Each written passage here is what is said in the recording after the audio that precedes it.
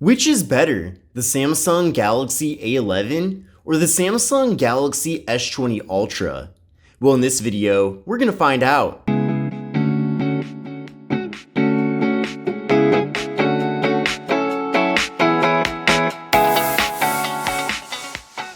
Hi everyone, this is Kevin here, coming at you with my comparison between the Samsung Galaxy A11 and the Samsung Galaxy S20 Ultra. Now, the A11 is a relatively low-end device from Samsung, being offered at under $200, whereas the Samsung Galaxy S20 Ultra has an MSRP of $1,399. So you could buy 5 or 6 or even 7 Galaxy A11s for the same price as one Galaxy S20 Ultra. And in this video, we're going to check out how these devices are similar and different. And I'm sure no one would necessarily cross-shop one over the other. But if you are considering getting an A11, then you're probably curious what you're missing out on. And that's the purpose of this video. Now, with the Samsung Galaxy A11, we are getting a decently large display at 6.4 inches compared to a very large display at 6.9 inches with the S20 Ultra. You can definitely see here that the two displays are different in size, but at the same time, it's not like the A11 is that much smaller. So nowadays, it doesn't even matter if you're going for a low-end phone or a high-end phone, they're going to have very big displays. Now, the A11's display is TFT, whereas with the S20 Ultra, we're getting a dynamic AMOLED display. So we're going to be getting much better colors and viewing angles with the S20 Ultra compared to the A11. The A11 features a 720p display compared to the S20 Ultra, which has 1440p. We're getting a PPI of 268 with the A11 compared to a PPI of 511 with the S20 Ultra.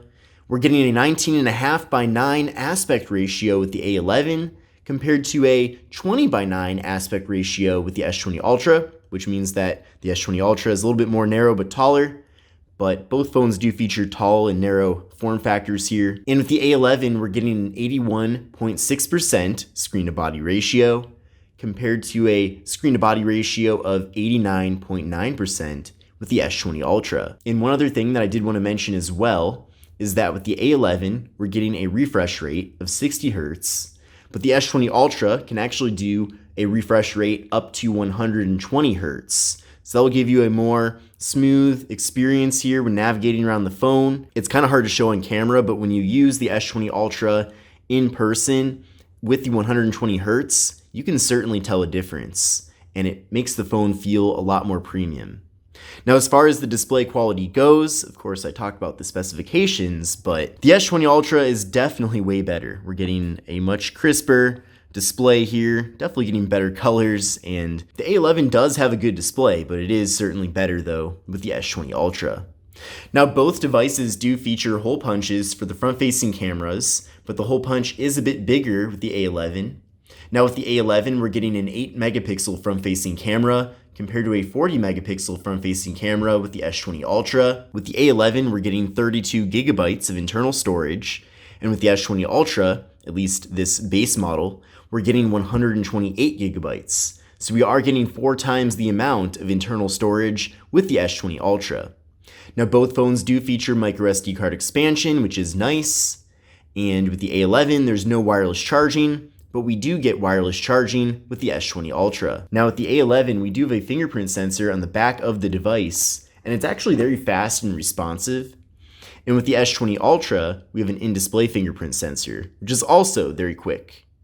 Now, both devices do also feature face unlock, which is nice to have. Now, taking a look at the cameras on these phones, there are similarities, but also differences. So with the Galaxy A11, we have a 13-megapixel main camera, a 5-megapixel ultra-wide-angle camera, and a 2-megapixel depth sensing camera.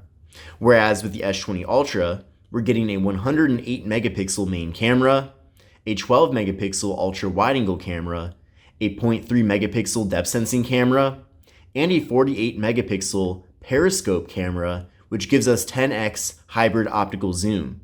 Now, we also have space zoom here, And basically what space zoom is that can go up to 100x, but that uses both optical and digital zoom to accomplish that. So we're certainly getting way more camera features when it comes to the S20 Ultra, that's for sure. However, both phones do give us portrait mode with the front and rear, so that is very nice. Here's how things look through the cameras on both phones with the standard camera right here. Then we can switch over to the ultra wide angle camera, and the ultra wide camera with the S20 Ultra does fit a bit more content into the frame. And then with the S20 Ultra, we can then switch over to that periscope camera, and then we have options here up to 100x.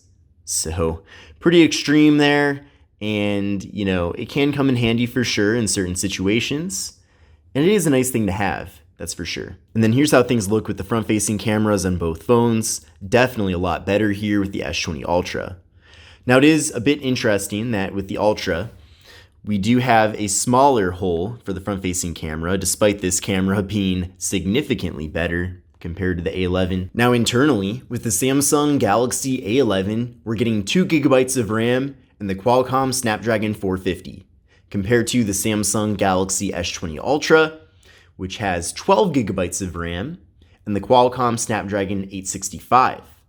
So we're getting 6 times the amount of RAM here with the Ultra, and also with the Ultra, we're getting 5G support, and that's due to having the Snapdragon 865.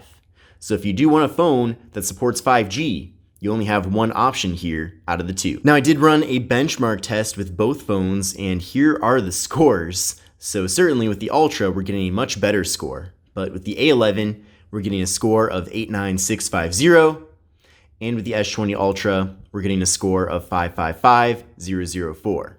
So the S20 Ultra is one of the fastest phones out at the moment, and certainly the score appears to reflect upon that.